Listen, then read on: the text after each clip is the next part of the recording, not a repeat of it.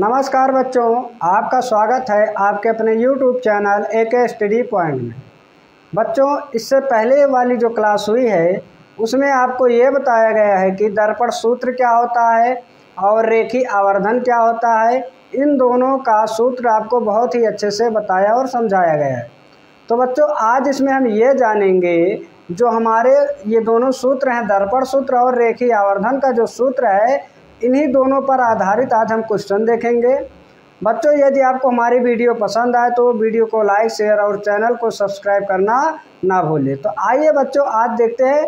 आपके सामने ये कुछ क्वेश्चन हैं, इन क्वेश्चन को बहुत ही अच्छे से सॉल्व करते हैं और हम चलेंगे जीरो से लेके हीरो तक, यानी कि जीरो से चलेंगे और हम बहुत हाईएस्ट तक चलेंगे।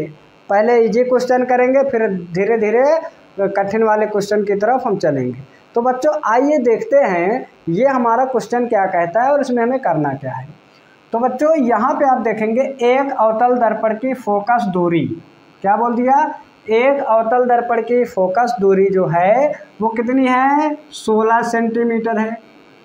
ठीक, फिर आगे देखते हैं, दर्पण से 8 सेंटीमीटर की दूरी पर स्थित वस्तु के प्रतिबिंब की स्थिति ज्ञात कीजिए। कहने का मतलब 8 सेंटीमीटर की दूरी पर कोई वस्तु रखी गई है।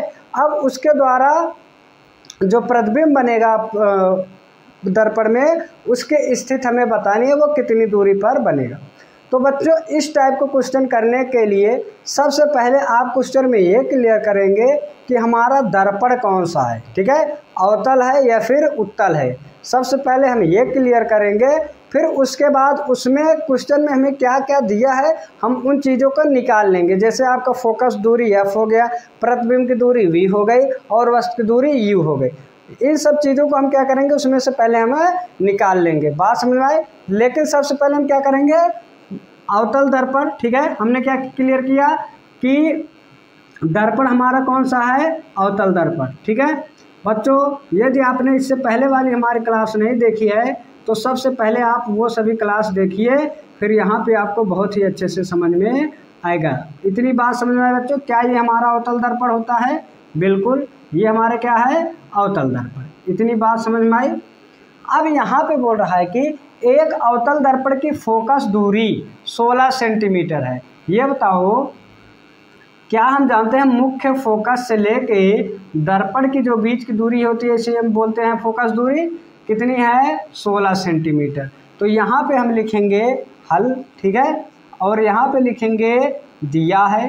ठीक है, दिया है।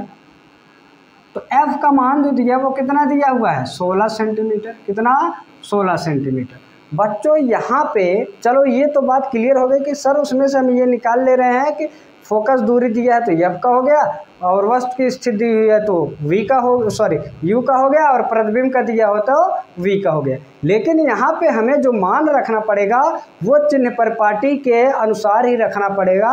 यदि हम चिन्ह परिपाटी नियम नहीं जानते हैं तो हमारा जो आंसर आएगा वो गलत आएगा। बच्चों, यहाँ पे यदि हम बात करें, यहाँ पे अगर हम कार्तीय तल बना दें, ठीक है, जो कि हम इससे पहले पढ़ा चुके हैं, ऊपर की दूरी धनात्मक, नीचे की दूरी ऋणात्मक और दाहिने साइड की दूरी धनात्मक, बाएं साइड की दूरी ऋणात्मक। इतनी बात क्या बच्चों समझ में आई। अब यहाँ पे हम ये देखेंगे, इस साइड की जितनी भी दूरी होगी सब किस में लिखेंगे, ऋणात्मक लिखेंगे। ठीक है, अब यहाँ पे ये देखो जो फोकस दूरी है, क्या ये हमारी फोकस दूरी इस साइड में है तो इसका मान क्या होगा, ऋणात्मक होगा। इतनी बात बच्चों समझ में आई।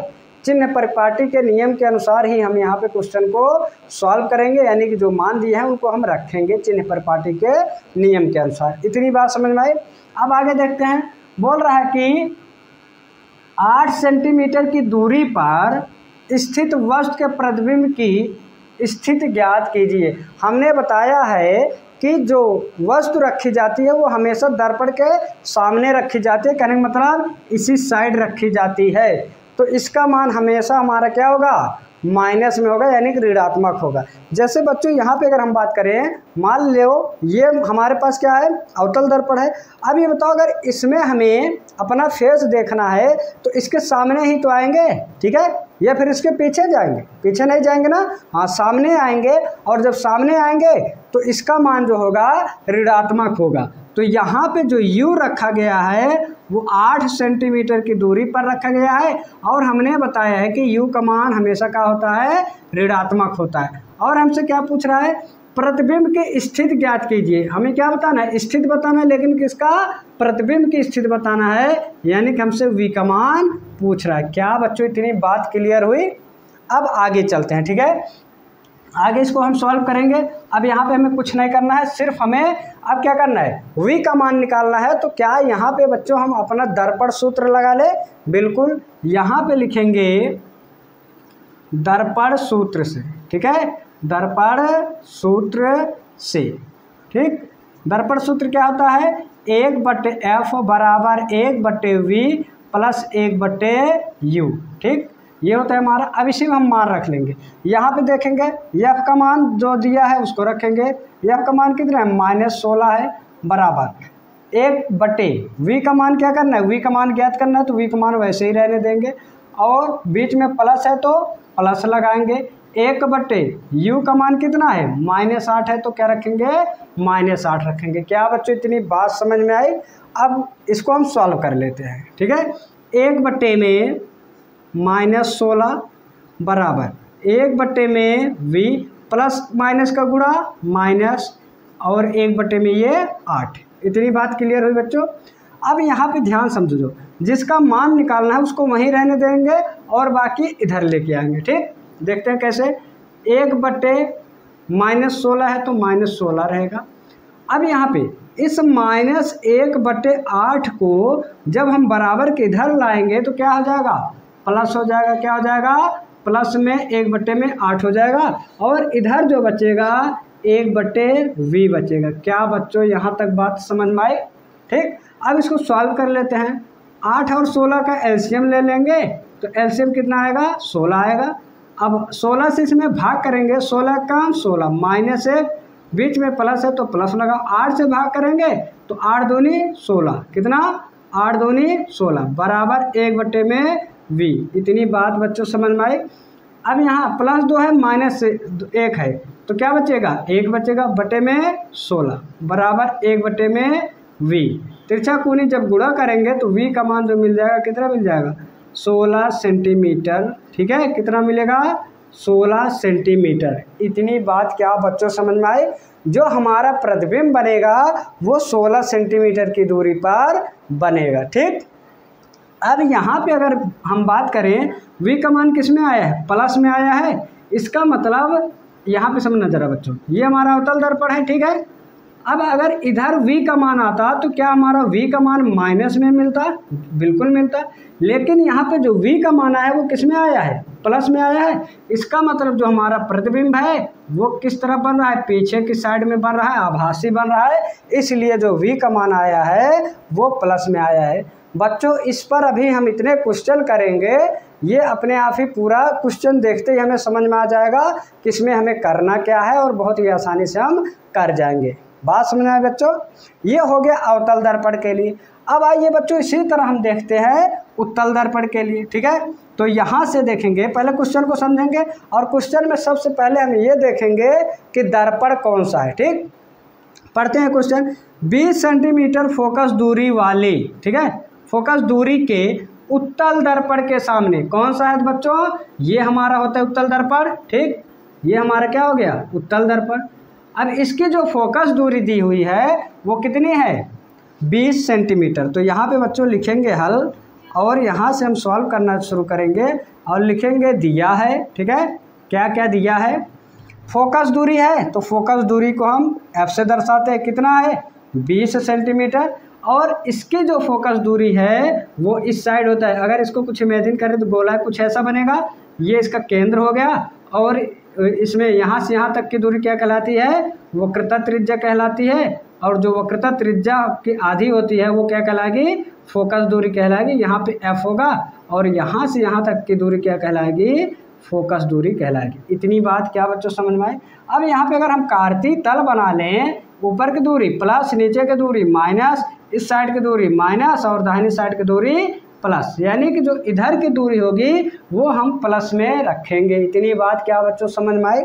तो f का मान, f उस साइड में है इसलिए प्लस में रखेंगे। बात समझ में आई? अब आगे देखते हैं। दर्पण के सामने 40 सेंटीमीटर की दूरी पर एक वस्तु रखी गई है। अब ये बताओ, अगर ये दर्पण है, इसके सामने 40 सेंटीमीटर की दूरी पर क्या रखा गया है? एक वस्तु रखा गया है। तो जो वस्तु की स्थिति होती है उसको हम U से दर्शाते हैं। और कितना, ये 40 सेंटीमीटर है। अब ये बताओ, अगर ये पॉलिश किया हुआ है, क्या इसके पीछे अगर हम वस्तु को रख देंगे तो प्रतिबिंब बनेगा? बिल्कुल नहीं बनेगा। इसको हमें रखना किस साइड पड़ेगा? सामने के साइड। तो इसलिए इसका मान किस में होगा? माइनस में होगा। और हमसे V का मान क्या कर रहा है? ये पूछ रहा है, प्रतिबिंब पूछ रहा है। ठीक, अब यहाँ से हम इसको हल करना शुरू करते हैं दर्पण सूत्र से। दर्पण सूत्र लगाएंगे, दर्पण सूत्र से। ठीक, दर्पण सूत्र से बच्चों, दर्पण सूत्र क्या होता है? 1/f। ठीक है, 1/f बराबर 1/v प्लस 1/u, यही होता है।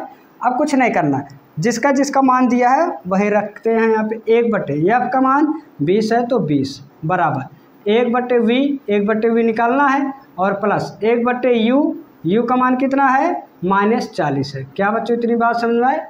तो यहाँ से अब क्या करेंगे, इसको सॉल्व करेंगे।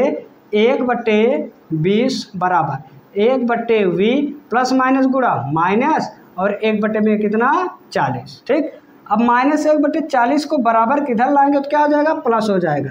1/20 प्लस 1/में में 40 बराबर 1/v। इतनी बात बच्चों क्या समझ में आई? अब इसको और आगे सॉल्व करते हैं। 40 और 20 का एलसीएम ले लेंगे, कितना हो जाएगा? 40। 20 से भाग करेंगे, 20 दूना 40, 2 बार में कटा। बीच में प्लस है तो प्लस लगाएंगे, और 40 से 40 में भाग करेंगे, 40 से कम 40, और बराबर में 1/v है तो 1/में में v। बताओ बच्चों, यहाँ तक कोई दिक्कत? तो इसको जोड़ेंगे, 3/, क्या हो जाएगा? 40 हो जाएगा, बराबर 1/में में v। हमें मान किसका चाहिए? v का मान चाहिए, तो v का मान निकालेंगे। तिरछा कोणी गुणा करेंगे तो ये 3v हो जाएगा, बराबर 40 से कम 40, तो v बराबर 40/में में 3। ठीक, तो यहाँ से अगर हम सॉल्व करें इसको, तो जो v का मान आ जाएगा वो 13.33 आ जाएगा। बच्चों यही क्या हो जाएगा? इसका आंसर हो जाएगा। क्या बच्चों, यहाँ तक आपको कोई दिक्कत है? तो इसी टाइप के बच्चों क्वेश्चन को हम अपनी आने वाली क्लास में और भी अच्छे से करेंगे। बच्चों यदि हमारी वीडियो पसंद आई हो तो वीडियो को लाइक, शेयर और चैनल को सब्सक्राइब करना ना भूलें। बच्चों आप देख ही सकते हैं गर्मी कितनी है। ठीक है, मिलते हैं अगली वीडियो में, तब तक के लिए धन्यवाद।